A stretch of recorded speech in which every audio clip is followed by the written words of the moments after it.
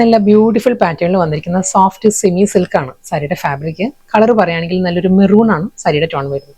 Simple border വന്നിട്ട് body plain ആ വരുന്ന സാരി. നെക്സ്റ്റ് കളർ നല്ലൊരു പീക്കോ ഗ്രീൻ ആണ് സാരിയുടെ ടോൺ വരുന്നത്. പീക്കോ ഗ്രീനിലും അതേ പാറ്റേൺ തന്നെ പല്ലു വരുന്നത് സെയിം സ്റ്റൈൽ, ബോഡി പ്ലെയിൻ തന്നെ വന്നിട്ട് എന്താണ് ഈ ഒരു വി പാറ്റേണിലായിരിക്കും സാരിയുടെ പല്ലു വരുന്നത്. എല്ലാ കളേഴ്സും നല്ല നല്ല ഷെയ്ഡിലാണ് വന്നിരിക്കുന്നത്. നല്ല ഫാബ്രിക് ആട്ടോ. നമ്മളൊരു സോഫ്റ്റ് സിൽക്കിന്റെ എല്ലാം ഒരു മെറ്റീരിയൽ ഉണ്ടല്ലോ, ആ ഒരു മെറ്റീരിയലാണ് സാരി വന്നിരിക്കുന്നത്. നല്ല ഈസി ആയിട്ട് നമുക്ക് ഡ്രേപ്പ് ചെയ്യാവുന്ന നല്ല ഫാബ്രിക്കിലാണ് സാരി വന്നിരിക്കുന്നത്. ഒരു ലുക്ക് വൈസ് ആണെങ്കിലും നല്ലൊരു പാറ്റേൺ ആണ്. ബോഡി പ്ലെയിൻ വന്നിട്ട് സിമ്പിൾ ബോർഡർ. അടുത്ത കളർ മസ്റ്റേർഡ് യെല്ലോ ആണ് സാരിയുടെ ഷെയ്ഡ്. സെയിം സ്റ്റൈലിൽ തന്നെ അതേ പാറ്റേണിൽ തന്നെ ആയിരിക്കും സാരിയുടെ മുന്താണി. അടുത്ത കളർ പേർഷ്യൻ റോസ് ആണ്, വാടാമുല്ല കളറാണ് സാരി വന്നിരിക്കുന്നത്.